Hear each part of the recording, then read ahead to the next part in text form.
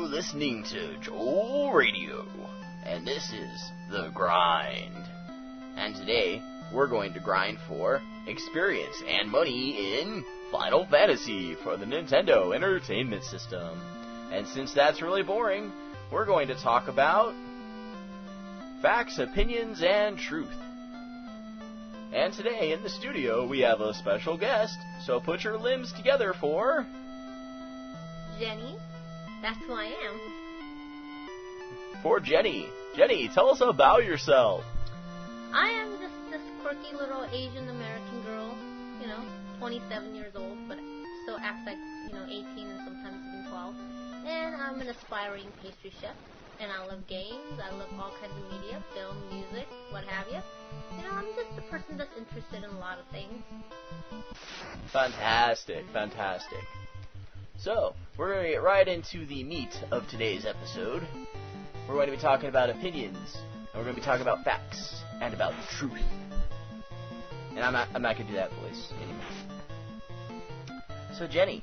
Yes? What do you think is the difference between a fact and an opinion?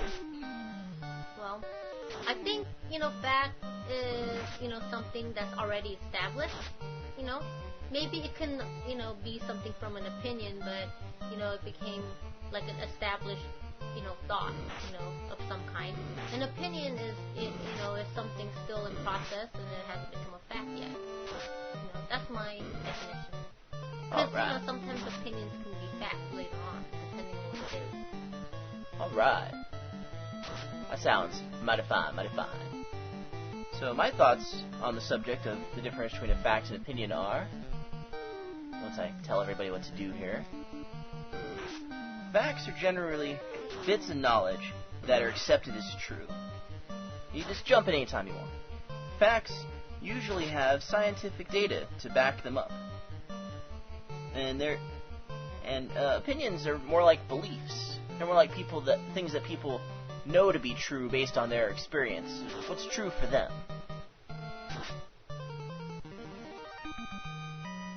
And I think that oftentimes, when it comes to opinions, taste is an important factor. What a person has experienced prior, what music is good to one generation is not good to the next generation. But that's not an actual fact as to which music is superior, it's just an opinion of one generation versus another.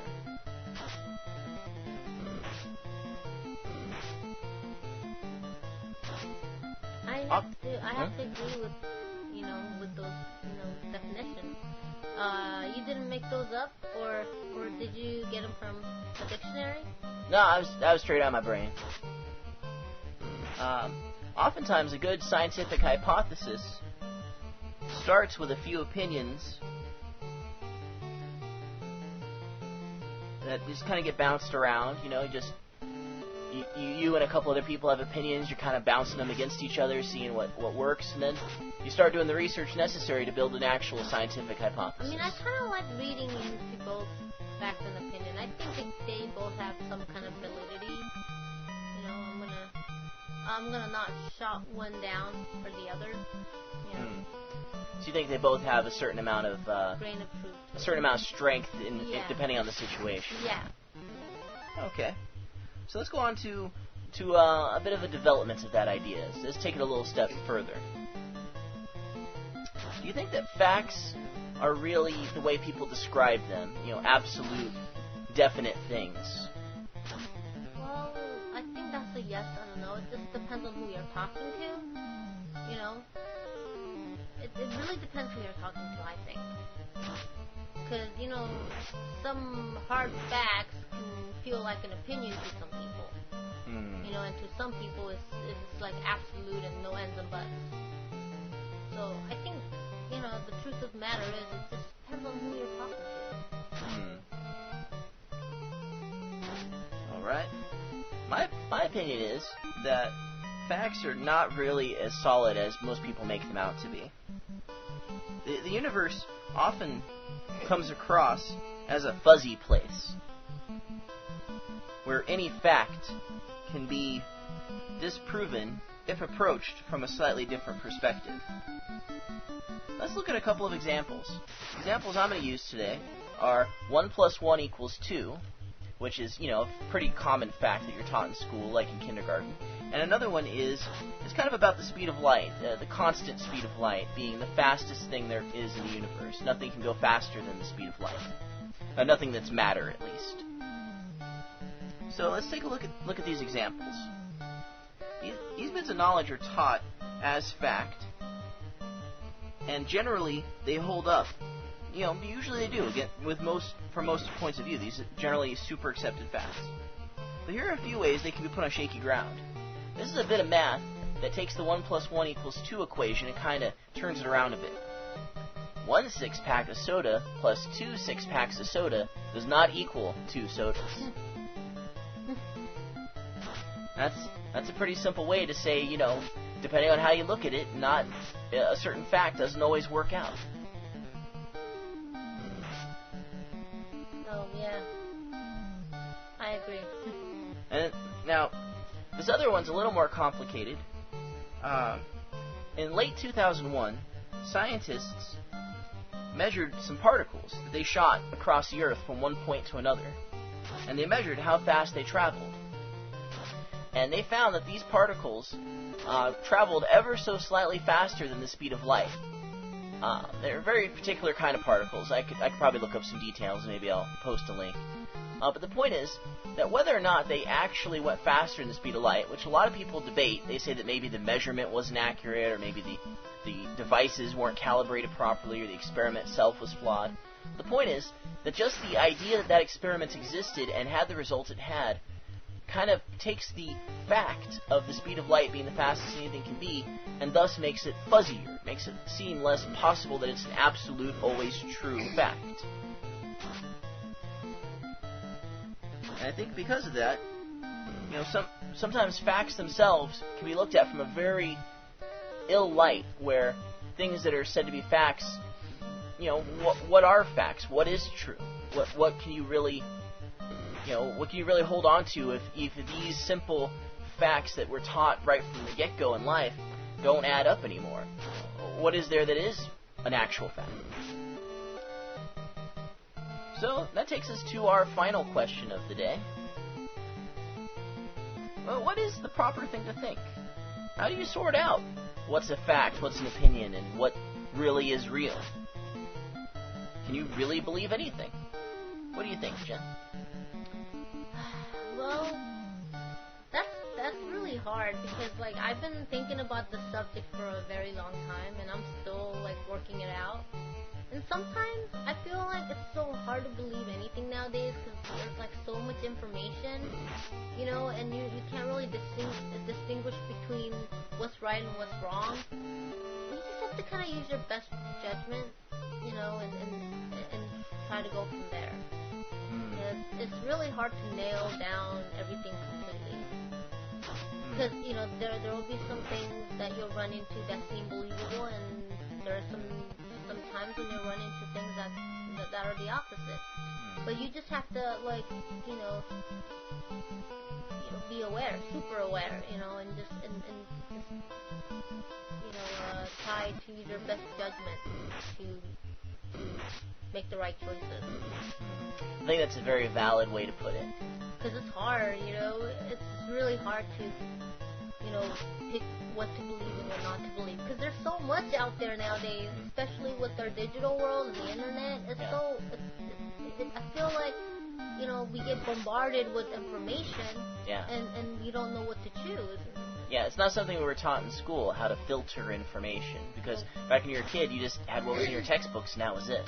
And that, by comparison, isn't very much. And then now we see, media everywhere. Advertisements tell you what to think, how to think. And with the internet, even 5-year-olds are starting to get a hold of it, and they're, seeing things already, Back then, when we were growing up, still, it's a little bit different. I had an abacus. That's how I did my math. Well, we didn't really have the internet or anything like that, so things were a little bit different then.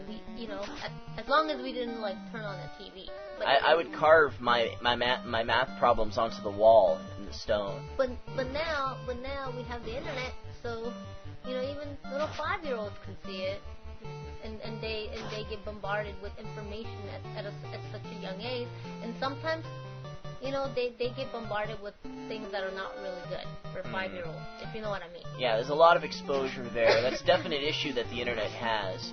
The exposure and parents having to moderate and control things. That's one of the reasons why the internet recently came up with a new version of .com. You know how there's .net and .gov and all that? They just recently, there's a company that's going to start doing .xxx. And a lot of companies they're already registering a lot of .xx's, but they're being registered for protection. Celebrities and film studios and colleges are all registering internet sites that they'll never use with the .xxx at the end in order to protect themselves from porn people creating websites with their names attached to them. And in about 6 months, they're going to actually start making the real websites. But I understand that thousands of people have already signed up for .xxx websites they'll never use, and they're going to pay $100 a year so that so nobody will make a website that defames their name. So I guess, porn people use, certain artists.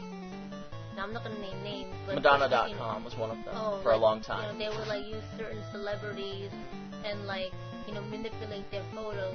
Oh, no, I'm talking about their names. There used to be a website called www.madonna.com, and she had to sue to get the rights away from the porn company that was using it. Ooh. Yeah, and that's one of the reasons why they're all getting this pre-registration period, all the famous people and studios and such. I wonder if there's a BritneySpears.com kind of thing. Odds are that her people have already... Oops, what did I do? No, damn it. I think I just accidentally used a healing item I wasn't planning on. Okay. Oh, okay. But yeah, I don't know if Britney Spears has done it, but probably her film studio would do it for her if she doesn't do it herself. So, I'm going to move on to my response to the question now. I think your replies were all very valid, and I appreciate them. I think that you definitely have a good handle on how to filter media. Yeah, and then I kind of feel bad for little kids that don't know any better, and then they have these negative role models to look up to, and then by the time when they're 12 or 13, they're already dressing like certain celebrities, flaunting themselves when they don't really need to. Yeah, that's no good. Yeah, but that was a problem even when I was younger. The girls would watch MTV and they'd be dressing in skimpy outfits and such. But it's worse now. Yeah, it's a little bit worse.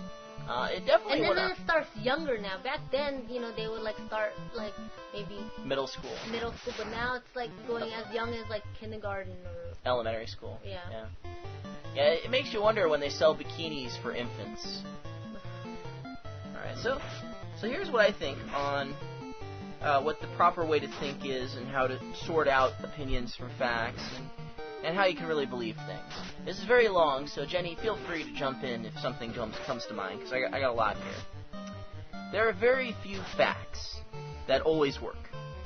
These facts usually function no matter how you work at them, no matter what you throw at them. These beautiful bits of knowledge are usually a bit vague, and generally they are among the most... they're a bit vague in general, yet they are among the most treasured of all things that humans have learned. These facts that always work. Because a lot of facts in certain situations just don't work. You have to come up with something else. We give these particular thoughts the pristine labels of wisdom and truth. Most people that describe something as being the truth are just upgrading their opinions. They're saying this is the truth, when in reality that's just what they believe. And they don't actually have any evidence, and they don't have the testing in place necessary to show something as a truth. There's very little actual truth out there that's absolute. Because truth is an absolute concept. Opinions, not so much. Facts, kind of. But truth is supposed to be an absolute thing that always works. That's why there's so little of it. Absolutes almost never work in reality. That's why you can say never in that sentence, because they almost never work. The absolutes are they're kind of nonsensical, because things it's really difficult for something to always happen or never happen. So how do you parse real useful knowledge from the vague ideas that are out there? How do you get the good stuff? I would say experience is the most important thing, and reading, doing a lot of reading. Not just novels, like periodicals and newspapers and blogs. Get out there, read and read and read.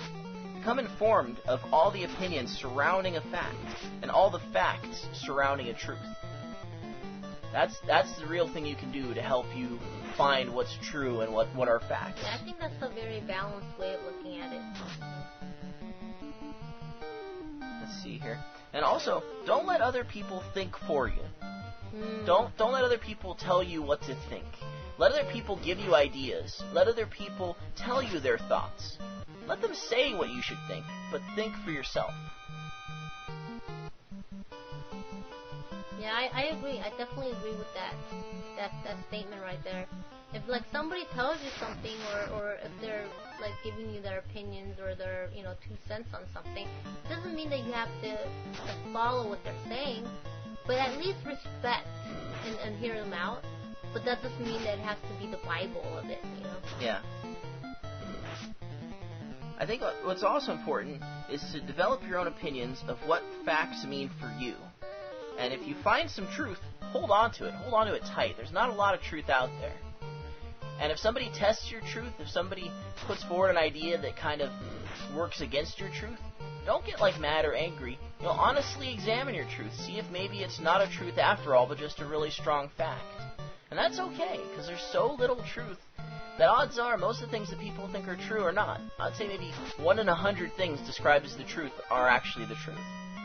And that's probably not even the case, probably even less than that. This is a very heavy-duty subject. It's something that I normally think about a lot. So, listening to what Joel's saying, I'm learning a lot, I'm going to teach him a cater.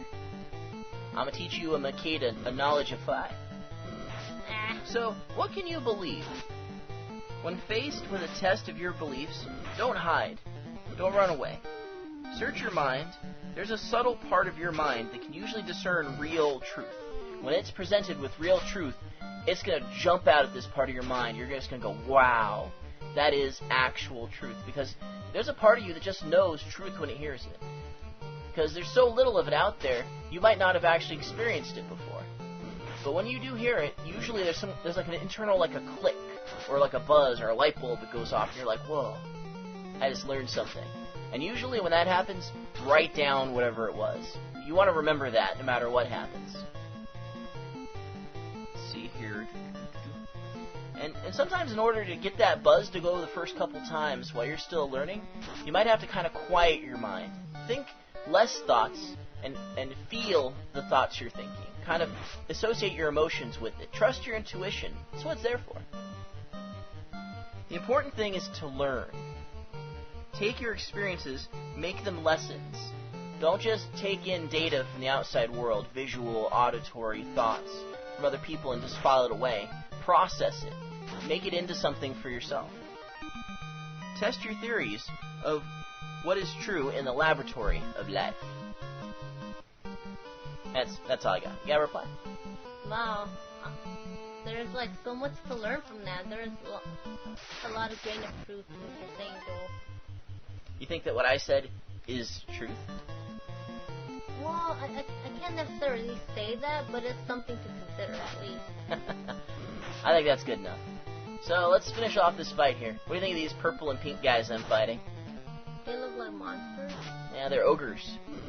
I like their stats or whatever they are. I think those are spiked clubs. Yeah, they're like clubs with tumors on them, I think. They look like purple Andre the Giant.